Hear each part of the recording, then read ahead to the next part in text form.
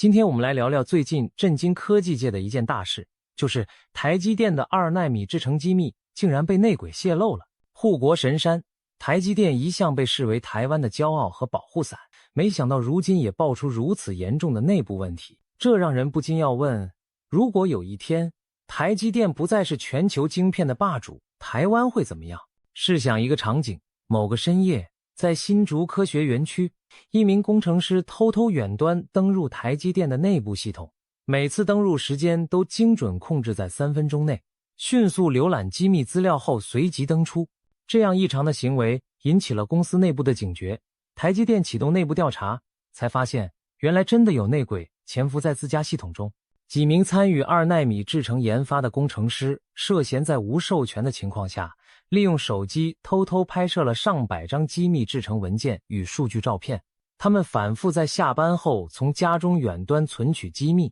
并将取得的资料暗中传给外部人士。更惊人的是，外部接应的人竟是一家日本高科技公司的员工，而这名员工过去也是台积电的人，他供职的公司正是台积电的重要合作伙伴之一，日本半导体设备大厂东京威力科创的台湾子公司。东京威力科创平日是台积电的密切伙伴，提供先进的晶圆生产设备，但谁能想到，在暗地里却有员工疑似将台积电最宝贵的2奈米技术资料泄露出去，而这背后还可能牵涉到日本正全力发展的国家级晶片计划。今年，也就是2025年下半年，台积电预计开始量产全球最先进的2奈米制程，这代表晶片制造技术将再登峰造极，一举领先其他竞争对手一大截。全球各大科技公司，从手机巨头到人工智慧公司，都虎视眈眈，等着抢下台积电2奈米产能的头香。据悉，苹果等大客户早就预定了台积电宝山新厂第一批2奈米产能，用于打造下一代的尖端处理器。毕竟，目前全世界只有台积电具备如此领先的技术和可靠的良率，能大量生产出性能最强、能耗最低的晶片。然而就在这关键时刻，内鬼泄密事件爆发了。对台积电来说，这无异于在决胜关头遭人从背后捅了一刀。被泄露的机密据传，正是2奈米制程中极为关键的技术参数和良率提升方法。虽然光靠零碎的机密照片，外人未必能直接复制出台积电的整套制程，但只要取得了其中的关键技术诀窍，就可能极大缩短竞争对手研发先进制程的时间。正如业界人士所言，单一模组的数据也许无法还原整座晶圆厂，但如果竞争者拿到的是如何提升良率这类秘诀，那等于取得了打造先进制程拼图中最重要的一块。对手原本需要几年摸索的良率问题，可能因为这批泄露的资料在几个月内就迎刃而解，可想而知，这起泄密案的严重性与潜在冲击有多大。这件事之所以格外敏感，另一层原因在于涉密对象并非来自台积电传统意义上的竞争对手，而是供应链伙伴。但偏偏这位伙伴又和台积电的新竞争者千丝万缕地联系在一起。日本正在国家支持下组建一家名为 Rapidus 的新晶圆代工厂，目标直指2奈米世代的尖端制程，希望在几年内实现量产，重振日本半导体产业的荣光。而 Rapidus 背后的一系列日本顶尖企业就包括了东京、威力、科创等设备大厂。换句话说，东京威力科创既是台积电常年的合作伙伴，同时它的母公司又参与了日本挑战台积电霸主地位的国家队。这种一身二任的角色让整起事件更加微妙。台积电官方在事件曝光后对外发言极为谨慎，既不点名批评这家日本公司，也没有公开直接指向 Rapidus， 但明眼人都看得出，台日之间半导体领域那股潜在的竞争火花正被这起泄密案彻底点燃。我们不妨换个视角思考这个问题，这次泄密事件为什么闹得满城风雨？因为它触及了台积电最核心的价值，技术领先地位。如果这个地位被动摇，将带来什么后果？长期以来，台积电凭借着技术上的不断突破和庞大的制造实力，稳坐全球晶圆代工产业的王座，晶片业的霸主，说的就是台积电。它掌握着全世界约60%以上的晶圆代工市场，更垄断了90%左右的最先进制程产能。放眼当今，无论是美国的英特尔，还是南韩的三星，在制造技术上都难以与台积电匹敌，特别是在7奈米、5奈米以至3奈米这些尖端节点上，台积电的良率和产能领先对手太多，几乎让主要客户别无选择，只能依赖台积电供货。也正因为如此，台积电被台湾民间奉为护国神山。这座神山不仅意指台积电对台湾经济的巨大贡献，更隐含着一层保护台湾安全的含义。有人提出龟盾的概念，认为台积电供应着全球关键晶片，让世界主要国家都不敢让台湾发生动乱，因为一旦台积电停摆，全球科技产业都将受挫，各国经济都会遭殃。换言之，台积电成了某种战略缓冲，使得国际社会在潜意识中愿意维持台海的稳定。对岸的中国大陆也因高度依赖台湾晶片，一直不敢对台轻启战端，生怕玉石俱焚，拿不到关键电子元件。台积电仿佛一座守护台湾的隐形盾牌，支撑起台湾在国际政治中的重量。然而，这道龟盾能永远可靠吗？近年来，我们看到各种迹象显示，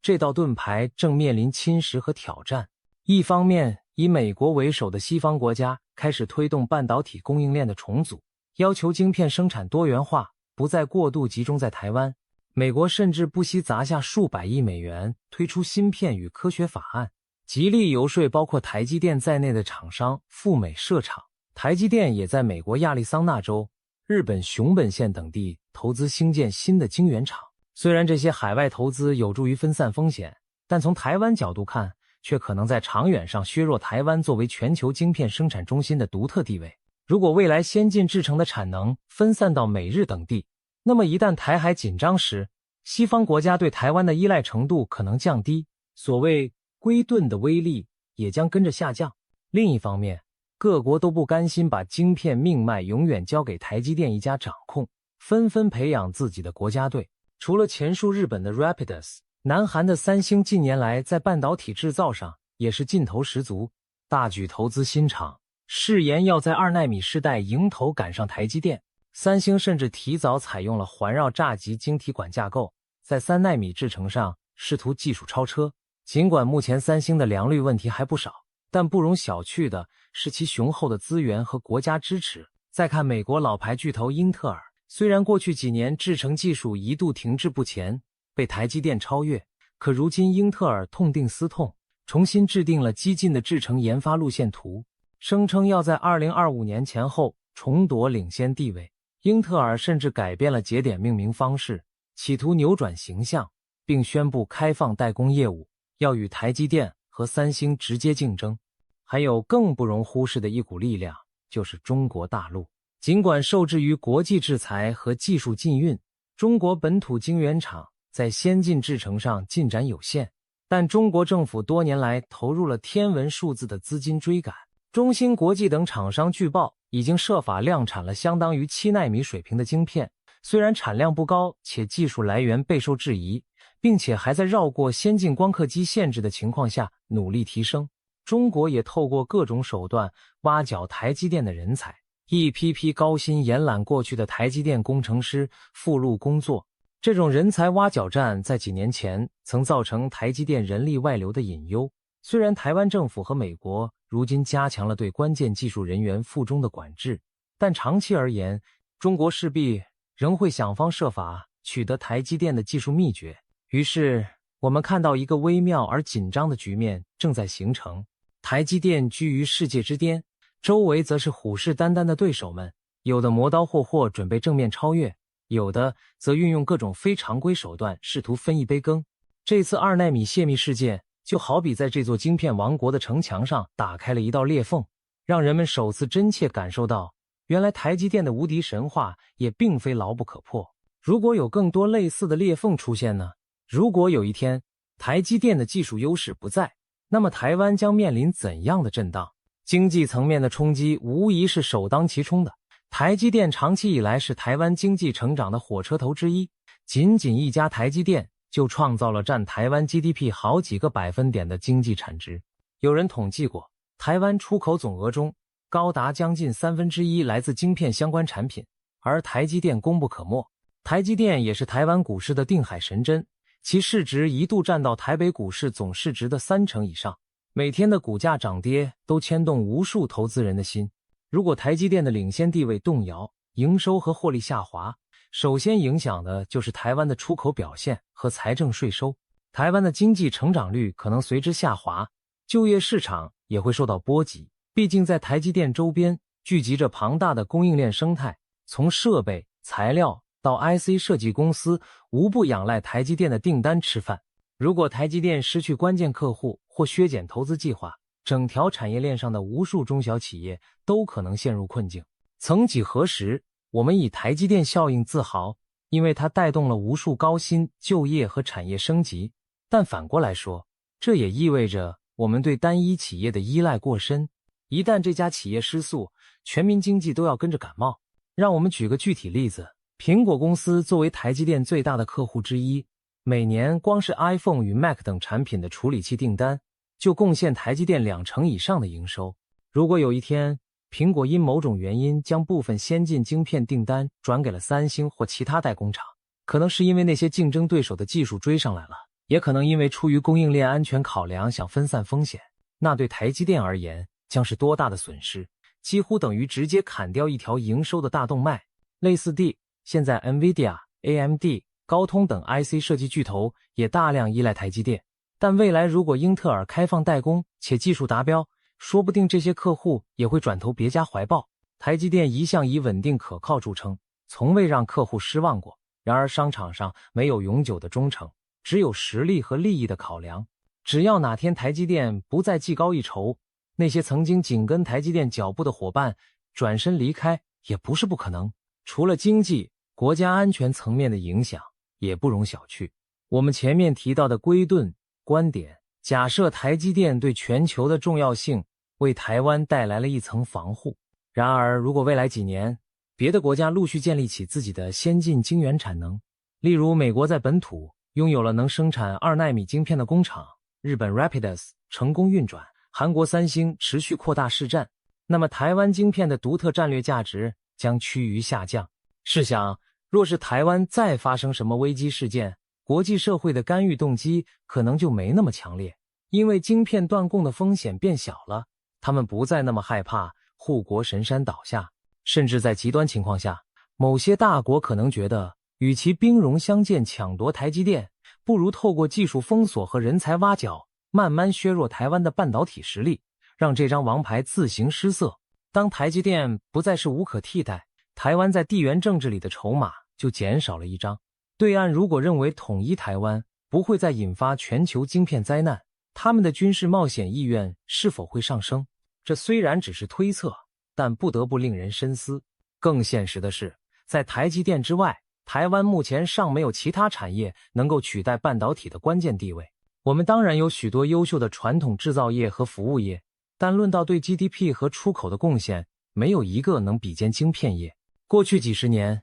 台湾经济很大程度上压注在半导体这张牌上，才坐上了亚洲科技岛的宝座。如果台积电失去优势，台湾短时间内难以找到等量齐观的新经济支柱。有人也许会说，我们可以发展 AI、生技、医疗或绿能产业来弥补。但老实说，台积电在世界级的成功并不是轻易复制得来的。那凝聚了几十年的资源投入、人才培养和产业积淀，要培养下一个能对台湾经济有同等支撑作用的领域，并非3-5年可以达成。如果真有那么一天来临，在新支柱尚未成型之际，台湾经济恐怕难免要经历一段阵痛期。谈了这么多悲观的可能性，难道我们就只能坐以待毙，看着护国神山倒下吗？当然不会。事实上，台积电和台湾政府都已经意识到维持领先和守护技术的重要性，并采取行动应对。首先，在这次泄密案发生后，台湾司法单位已经雷厉风行，地以违反国家安全法等罪名将涉案人士逮捕声押。这可是我国修法将先进制程列为国家核心关键技术后第一起适用的案件，最高可处12年徒刑的重惩，正显示出政府捍卫科技机密的决心。未来类似的技术间谍行为应会更有下阻力。同时，台积电内部也加强了资料保护的层层关卡，善用 AI 和大数据监控异常行为，务求将内鬼扼杀于萌芽。可以说，这次事件虽让台积电颜面无光，但也逼出了更严密的防谍措施，在某种程度上强化了公司的免疫力。再者，台积电并非躺在功劳簿上吃老本的公司，它过去能击败众多劲敌，靠的就是不断创新和庞大的研发投入。每年台积电投入研发的经费高达数十亿美元，持续探索下一代制程与晶片架构。即使竞争对手穷追猛赶，台积电还是力图保持一步领先。例如，面对将来的2奈米，甚至1奈米乃至量子晶体管等新技术挑战，台积电早已在布局。台积电的工程师文化也极为强悍，加班拼命是家常便饭。虽然外界有时批评他工作压力大，但也正是这股拼劲支撑着台积电始终走在前沿。只要台积电不懈怠，对手要全面超越它绝非易事。同时，台湾本身也在思考产业转型升级和分散风险的问题。政府和产业界正努力发掘新的成长引擎，诸如电动车、生技、医疗、数位转型等领域，希望培育出更多护国群山，而非只有一座神山独挑大梁。虽然短期内难以复制另一个台积电，但起码这个意识已经抬头，不能把鸡蛋全放在一个篮子里，多元布局才能降低未来某一领域衰退对整体经济的冲击。回到台积电本身，这家公司其实早已不仅仅是台湾的台积电，也是全球科技生态系统中的台积电。正因如此，国际之间的合作与竞争都对其影响深远。台积电近年来在美国、日本设厂，虽然引起一些国内对技术外流的担忧，但长远看也可视为在海外建立据点，换取盟友更多支持的一种策略。毕竟，当美国和日本自身也有台积电的先进产线时，他们就更有动机确保台积电以及台湾的安全，因为双方已经绑在同一条利益链上了。也就是说，我们可以将龟盾理念升级，从单纯依靠我在此，你需要我，变成你中有我，我中有你的深度合作关系。当然，这中间的平衡极为细腻，需要高度智慧去拿捏分寸，既要保障台湾的核心利益，又要善用国际力量。最后，我们不妨对未来做一个展望。假如若干年后，台积电真的被某个后起之秀超越了，那时的台湾会变成什么样？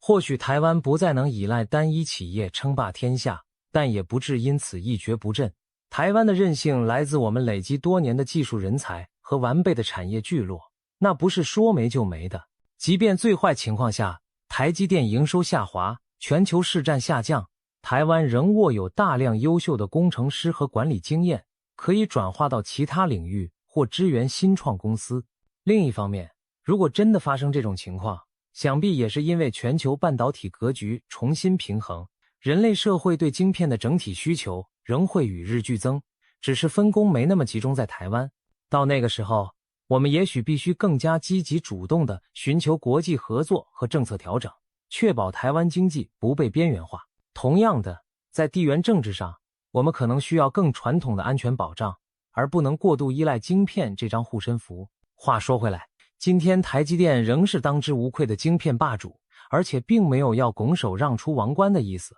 这场2奈米泄密风波更像是给我们敲响了一记警钟，提醒我们即使是最强大的产业领袖，也有其脆弱的地方，也会受到各方势力的窥伺与威胁。对台湾而言，保住这张王牌至关重要，但未来也要学会在牌局中增加新的王牌。或许多年后回头看，台积电的故事将不再是孤军奋战的传奇，而是一个带动全台产业升级、多点开花的序曲。届时，即便台积电不再独霸天下，我们依然有足够的底气说，台湾依旧屹立不摇。今天讨论的这个问题没有简单的答案，因为它牵涉经济、科技、政治多方面的变局。不过可以确定的是，台积电之于台湾就像巨龙之鳞，一荣俱荣，一损俱损。未来的挑战已然浮现，关键就在于我们如何迎战。台积电能否继续领跑全球？台湾又能否未雨绸缪，在变局中保持繁荣与安全？这将是我们这个时代最引人入胜也最重要的故事之一，而我们正站在故事开展的新篇章前，屏息以待。